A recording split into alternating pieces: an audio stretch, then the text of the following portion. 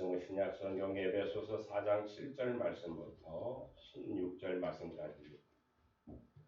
제가 가지고 성경책 신약 성경 314쪽에 있는 에베소서 4장 7절 말씀부터 16절 말씀까지.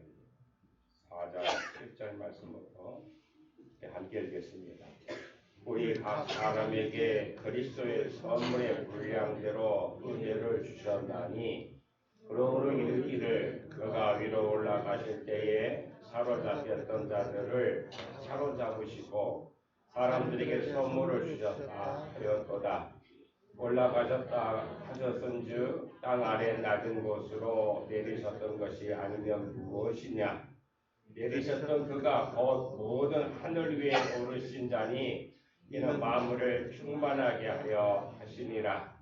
그가 어떤 사람은 사도로, 어떤 사람은 선지자로, 어떤 사람은 복음 전하는 자로, 어떤 사람은 목사와 교사로 삼으셨으니 이는 성도를 온전하게 하여 봉사의 일을 하게 하며 그리스도의 몸을 세우려 하심이라. 우리가 다 하나님의 아들을 믿는 것과 아는 일에 하나가 되어 온전한 사람을 이루어 그리스도의 장성한 분량이 충만한 데까지 이르리니 이는 우리가 이제부터 어린 아이가 되지 아니하여 사람의 속임수와 간사한 유혹에 빠져 온갖 교훈의 풍조에 밀려 요동하지 않게 하려 함이라. 오직 사랑 안에서 참된 것을 하여 범사에 그에게까지 자랄지라. 그는 머리니 곧 그리스도라. 그에게서 온 몸이 각 마디를 통하여 도움을 받음으로 연결되고 결합되어 각 지체의 분량대로 역사하여 그 몸을 자라게 하며 사랑 안에서 스스로 세우느니라. 아멘. 오늘도 주의 뜻이 오늘 예배하고 하나님 앞에 경배하는 우리 모두에게 임하시기를 주의 이름으로 축원합니다. 오늘은 성숙한 신앙생활이라고 하는 제목으로 나누겠습니다. 지난주에 참 어처구니 없는 일이 일어났었는데 이태원이라고 하는 그 우리나라의 가장 번화한 도시에서 있었는데 저는 그 동네를 서울에서 오래 살아봤지만 가보진 않았어요. 그런데 그 동네는 옛날 중국의 지배를 청나라 때서부터 계속해서 좀 음란한 곳이었다라고 하는 이야기들을 그렇게 들려봅니다. 일본 시대도 그러고 미군정 시대도 마찬가지였다고 봅니다. 그런데 이 할로윈데이라고 하는 것, 저도 관심이 없었어요. 그런 것에 대해서. 할로윈이라고 하는 것은 무엇일까라고 하는 이제서 그런 이야기들이 많은데, 그런데 오늘 전국에서도 물론 잘못해서 그런 많은 젊은 아이들이 죽었지만은 기독교가 너무 잘못했다. 통일하고 자복해야 되겠다라고 생각합니다. 왜? 할로윈이라고 하는 것은 알지도 못하고 그 어린아이들한테 은연중에 이미 교회에서도 그런 행사를 많이 해왔다라고 합니다. 근데 그걸 알았다라고 한다는 뭘까? 이것은 2000년 전에 그 아일랜드 벨트족이라고 하는 사람들이 섬기던 그러한 종교 행사인데 그 죽음의 제왕인 샤먼이라고 할 사람이 섬기는 그런 의식에서 발달됐다라고 해요. 근데 우리나라는 이상하게 퇴폐적인 것을만 들어오는 거예요. 여러분 그런 거 보셔도 이거겠지만은 왜 그런 옷을 입고 그러한 치장을 하고 갔을까? 아무런 의식도 모르고 갔다라고 하는 것이죠. 그게 이 죽음의 귀신을 섬기는 행위라고 알았다라고 하면 교회에서 어린 아이들한테 그런 행사를 했을까요? 예수 믿는 사람들이 제대로 그런 할로윈이라고 하는 것이 그런 일이라고 했으라면은 절대로 아마 기독교에서 그런 이야기를 계속했다라고 하면은 젊은 청년들 가운데 거기 가서 하는 사람들은 몇 명이 될까라는 생각을 해봅니다.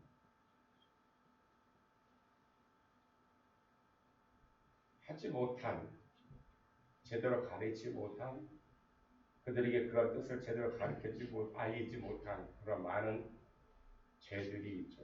그것이 바로 우리 기독교, 특히 목회자들에게는 책임이 있는 것이라고 봅니다. 독일의 신학자인 보네퍼는 이 시대를 가리켜서 성숙한 시대라고 말하면서 우리 믿는 사람들은 예수님 말씀하신 것처럼 너희들의 빛과 소금의 역할을 감당해야 한다라고 하는 것은 어떻게 빛과 소금의 역할을 감당할 것이냐. 그것은 바로 성숙한 신앙을 가지고 복음의 진리를 증거해야 한다라고 그렇게 말씀하고 있습니다. 다시 말하면 우리 복음을 증거할 때에 성숙한 신앙인의 모습이 있지 않고서는 세상 사람들에게 빛과 소금의 역할을 감당해 나갈 수 없다라고 하는 것입니다.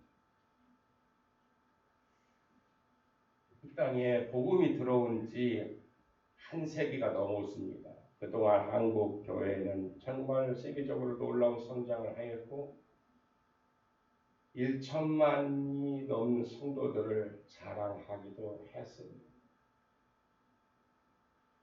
그런데 이제는 그 시대가 점점 기독교 역사를 통해서 보더라도 우리 교단만이 아니라 모든 교단들이 지금은 이제 교회 숫자적으로 작다라고 하는 것을 이야기합니다. 그래서 곧 문 닫는 교회들이 많을 것이다라고 예상합니다. 이번 총회에서도 그와 같은 여러 가지 문제들이 나왔습니다만은 첫 번째로 지금 현실로 다가온 것은요. 우리 신학생이 400명이 정원인데 200명밖에 아직 오지 않는다라고 합니다. 그 200명 가운데서도 학부를 졸업하고 온 사람들은 30%밖에 되지 않는 거예요. 나머지는 다 나이가 40대, 50대 되는 사람들이라고 하는 거예요. 이럴 때 오늘 정말 이제 안 돼, 할 수 없어라고 한탄만 하고 있을 것이 아니라 보네퍼가 말한 것처럼 나 자신을 돌아보면서 신앙생활의 성숙에 대해 깊이 성찰하면서 다시 우리의 모습을 변화하지 아니하면은 한국 기독교는 교회는 정말 희망이 없어진다라고 하는 것입니다. 우리 그리스도인들의 삶의 최고의 목적은 바로 그리스도 안에서 성숙해지는 것입니다. 이것은 우리 주님이 간절히 바라시는 거예요. 주님 바라시는 거예요. 그래서 사도 바울은 성숙한 신앙을 가질 것을 간곡하게 우리에게 부탁하고 있습니다. 온전한 사람을 이루어 이제부터 어린아이가 되지 아니하여 오직 사랑 안에서 참된 것을 하여 범사에 그에게까지 자랄지라. 그는 머리니 곧 그리스도라고 하는 이 말씀은 그리스도인들이 예수 믿는 사람들이 어린아이와 같은 믿음에서 벗어나 성장하고 성숙한 믿음을 가질 것을 권면해 주고 있습니다. 사도 바울은 고린도전서 13장 11절 이하에서 내가 어렸을 때에는 말하는 것이 어린아이와 같고 깨닫는 것이 어린아이와 같고 생각하는 것이 어린아이와 같다가 장성한 사람이 되어서는 어린아이의 일을 버렸다라고 그렇게 고백합니다. 그가 어렸을 때부터 예수를 믿은 것이 아니죠. 그가 신앙에 성숙한 그런 사람이 되었는데 그때 어린아이 옛날에 생각했던 그 모든 것들을 다 버리겠다라고 그런 고백한 것입니다. 바울뿐만이 아니라 성경에 나오는 수많은 그런 믿음의 선인들은 신앙의 연륜이 더해감에 따라 성숙해졌다라고 하는 것입니다. 근데 어떤 사람은 신앙의 연륜이 깊어지면 깊어질수록 더 추해져가는 사람들이 있어. 그건 성장해가는 게 아니라 죽어가는 것이랑 마찬가지예요. 성경에 보면 아브라함이 그랬고 아브라함이 처음부터 믿음의 조상이 된 건 아니잖아요. 그야 부름을 받고 순종하는 것도 굉장히 어려운 일인데 하나 모든 일들은 나중에 어디까지 살아납니까? 그 어렵게 가장 소중했던 이삭을 바치라고 했을 때 아무런 대꾸도 반항도 하지 않았어. 아브라함이 최고로 좋았던 것이잖아요. 이삭이. 그럼에도 하나님이 요구하시는 것에 전혀 어떻게 반항하지 않았어. 정말 그러했을 때에 그 하나님의 신원이었다라고 하는 알 수 있잖아요. 모리에서 하는 제단에서의 이삭을 바치려고 하는 이제 됐다라고 믿음의 조상이라고 하는 그 당시 그래서 아브라함이라 이름도 바꿔주잖아요. 아브라함이 그랬고 야곱이 그랬고 요셉이 그랬고 모세가 그랬고 베드로의 삶이 그랬다라고 하는 것입니다. 우리의 신앙도 시간이 흐를수록 더 온전해지고 더욱 성숙해져 가야 될 줄로 믿습니다. 성숙한 그리스도인, 성숙한 주님의 일꾼이 되려고 하면 어떻게 해야? 오늘 본문에서 몇 가지 은혜를 나누고자 합니다. 첫 번째는 성숙한 사람은 맡은 일에 충실한 사람입니다. 옛말에 빈 깡통에 요란하다라고 했어요. 입으로만 하는 사람은 시끄러워. 성숙한 사람은 자기가 맡은 일에 최선을 다하는 사람입니다. 오늘 말씀 중에 보면은 어떤 사람은 사도로, 어떤 사람은 예언자로, 어떤 사람은 복음 전하는 자로, 또 어떤 사람은 목사와 교사로 삼았으니 이는 성도를 온전하게 하여 봉사의 일을 하게 하며 그리스도의 몸을 세우려 함이니라고 말씀하십니다. 예수 믿는 사람들은 나를 세우는 것이 아니라 주님을 세우는, 주님의 교회를 세우는, 주님의 나를 세워가는 것이 바로 우리 믿는 사람들의 우리가 해야 할 일인 줄로 믿습니다. 이기적인 것을 하나님이 제일 싫어해요. 주님은 우리에게 여러 가지 사명을 주셨습니다. 교회 안에서 맡은 일이 많습니다. 가정이나 직장이나 사회에서도 해야 할 여러 가지 일이 많습니다. 이와 같이 나에게 주어진 사명을 책임감 있게 감당하는 사람이 바로 성숙한 사람이라고 하는 것입니다. 책임 있는 사람이 모이면 책임 있는 사회가 되듯이 책임을 다하는 그리스도인들이 모일 때에 책임 있는 교회가 이루어지게 될 줄로 믿습니다. 사람이 가장 행복할 때는 자기가 하고 싶은 일을 열심히 할 때가 가장 행복하다라고 말합니다. 맡은 일에 몸과 마음을 쏟아서 열심히 일하는 시간이 참으로 행복하다라고 하는 것입니다.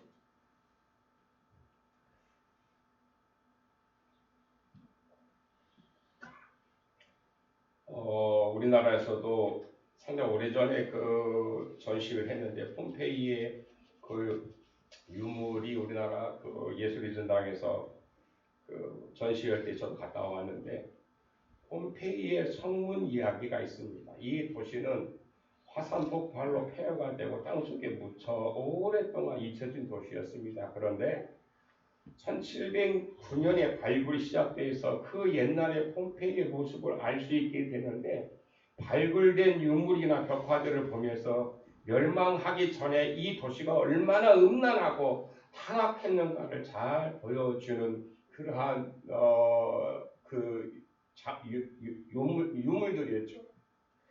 그런데 성문지기 모습은 그가 죽는 순간까지 자신의 임무에 충실하였음을 보여주는 그러한 어떻게 보면 미러와 같은 것이 남아 있었는데 화산 폭발이 될 때에 사람들은 아우성을 치면서 이 폼페이라고 하는 것이 바다고 뒤에는 산이었었는데 모두가 다 바다 쪽으로 도망가려고 했겠죠. 그때에 이 문지기는 교통정리를 하고 있었는데 이 성문지기는 최후의 순간까지도 그대로 꿋꿋이 서서 자신의 임무에 충실하다가 화산재에 묻혀 순직했다라고 하는 것입니다. 아마도 신앙인의 자세가 이러해야 하지 않을까요?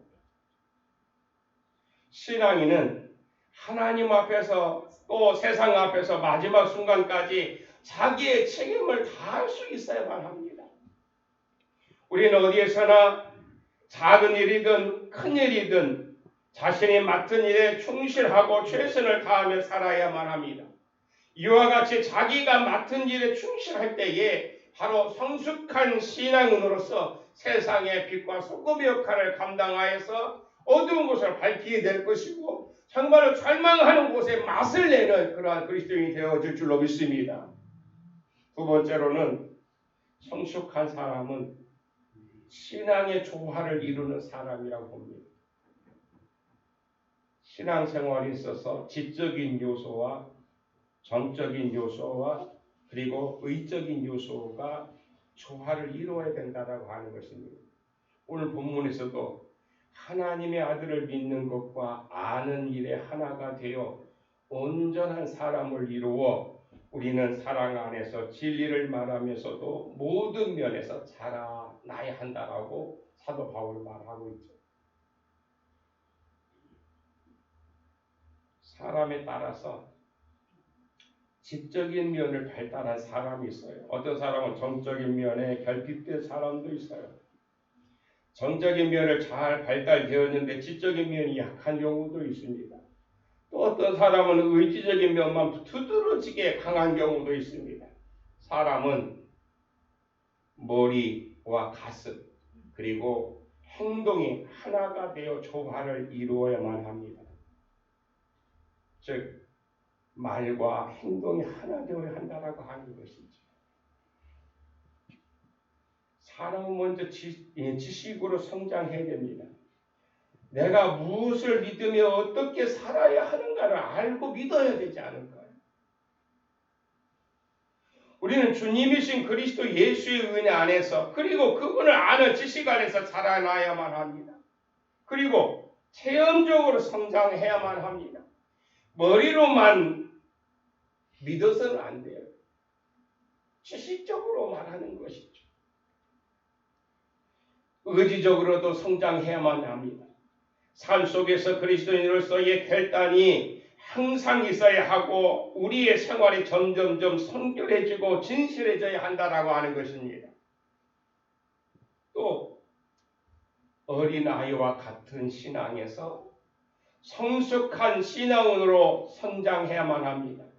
우리 믿음이 어린아이와 같으면 꼬임에 잘 빠진다고 오늘 말씀에서 사도 바울이 교훈해 줍니다.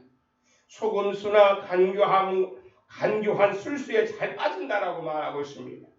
온갖 세상의 풍조에 흔들리면은 이리저리 밀려다니기에 일수입니다. 어린아이는 생각이나 감정, 행동이 함께 자라야만이 제대로 성인이 되어서 그가 역할을 감당할 수 있다라고 하는 것이죠. 신앙도 마찬가지라고 봅니다. 바르게 하나님을 알고 또 그 하나님을 체험하고 그 뜻대로 행동하는 일이 함께 이루어질 때에 그 신앙은 아름답게 성숙해질 수 있다라고 하는 것입니다. 마지막으로 성숙한 사람은 희생할 줄 아는 사람입니다. 성숙한 신앙을 가진 사람은 공동체를 위해 협력할 줄도 알고 남을 위해 희생할 줄도 알아야만 합니다. 오늘 말씀에 보면은 그리스도가 머리이심으로 온 몸은 여러 부분이 결합되고 서로 연결되어서 각 부분이 그 맡은 분량대로 활동함을 따라 각 마디로 영양을 공급받고 그 몸을 자라게 하여 사랑 안에서 스스로 세우게 한다라고 말씀합니다. 그리스도를 머리로 한 이상적인 교회는 바로 서로 결합하고 서로 연결하고 서로 협력하는 교회라고 하는 것이죠. 또 주님을 위해서라면 십자가를 질 수 있어야만 합니다. 예수님께서는 한 알의 밀이 땅에 떨어져 죽지 아니하면 한 알 그대로 있고 죽으면 많은 열매를 맺는다라고 요한복음 12장 24절 이하에서 말씀합니다. 우리는 주님의 귀한 사명을 맡은 사람들로서 교회나 주의 일에 위에서 땅에 떨어져 죽어야 많은 열매를 맺는 그러한 하나의 미랄이 되어져야 하지. 죽지 않으면은 마치 모양은 소금과 같은데 녹지 않아진다고 하면은 서로 상처만 낼 수밖에 없다라고 하는 것입니다. 바로 오늘 우리의 삶이 그렇지 말아야 된다라고 하는 것이죠. 어떤 사람은 땅에 떨어지지 않으려고 하죠. 하늘 그대로 있으려고 합니다. 죽지 않으려고 합니다. 자기를 희생한다라고 하는 것은 고통스러운 일이라고 생각하는 사람이 있습니다. 그러나 많은 열매를 맺기 위해서는 자기를 포기하는 용기가 있어야 된다라고 하는 것이죠. 이것을 선교사 이용규 선교사는 내려놓는다라고 말합니다. 자기의 소중한 것을 내려놓는 것. 아브라함이 자기의 소중한 이삭을 내려놓았듯이 제단에 내려놓았듯이 여러분 헌금할 때도 마찬가지라고 합니다. 교회 내는 거다라고 생각하면 못할 수 있겠죠. 하나님께 내어 드린다라고 하는 그런 믿음으로 했을 때에 가장 소중하게 준비해서 드리기를 교회에서 사용하는 것이지만 그것은 그런 마음을 드릴 때 이게 바로 주님께 드리는 예물이 되는 것입니다. 여러분 헌금을 하더라도 그렇게 하시길 주의로 축원합니다. 주님께 드리세요. 그래야 손해가 없어요. 교회 되면 그냥 후원하는 거랑 마찬가지예요. 그건 나쁜 일이 아니겠지만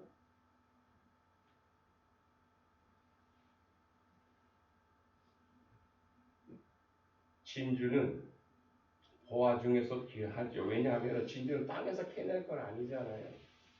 진주는 이 조개 속에 모래가 들어갔어요. 근데 이 조개가 그 고통을 이겨내기 위해서 진액을 자꾸만 그 모래에 쌓아서 만들어지는 것이 진주죠. 그래서 아름다운 거예요. 다시 말해서 우리 믿는 사람들에게 고난이 유익이 되기 위해서는 하나님 나 고난 주지 마세요라고 그렇게 기도하는 것이 아니라 하나님 어떤 고난이 와도 감당하게 하옵소서. 할렐루야. 여러분들에게도 그와 같은 어떤 어려움이 와도 이겨낼 수 있는 믿음을 달라고 기도해야 될 줄로 믿습니다. 그래야 여러분의 믿음이 아름다워져요. 그래야 여러분의 믿음이 하나님이 기뻐하신다라고 하는 것입니다. 이런 고통 없이 하나님이 기뻐하시겠어요?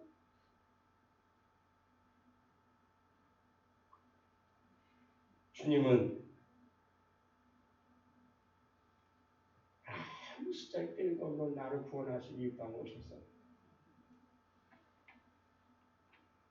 십자가에 자기 몸을 내놓으셨는데 내가 그 주님을 사랑한다고 하면서도 소중하게 내어놓지 못한다고 하면 어떻게 기뻐하시겠느냐.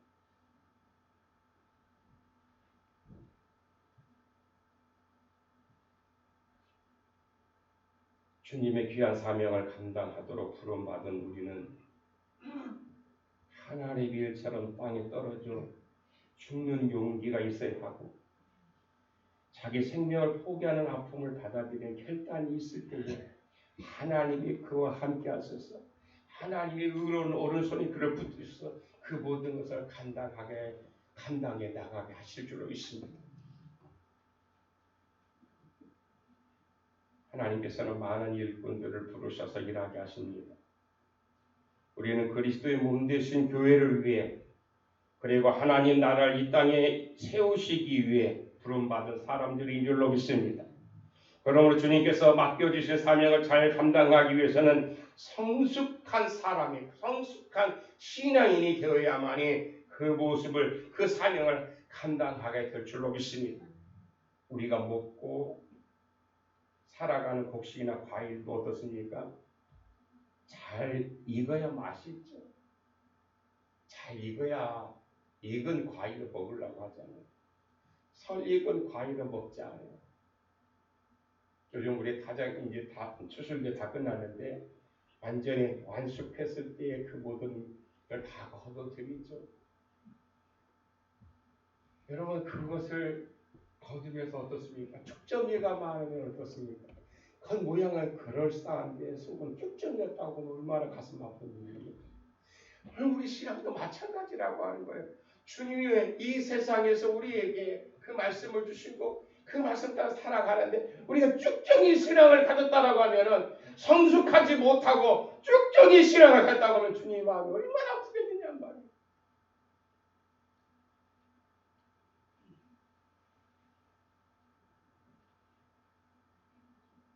알곡 신장을 되기 위해서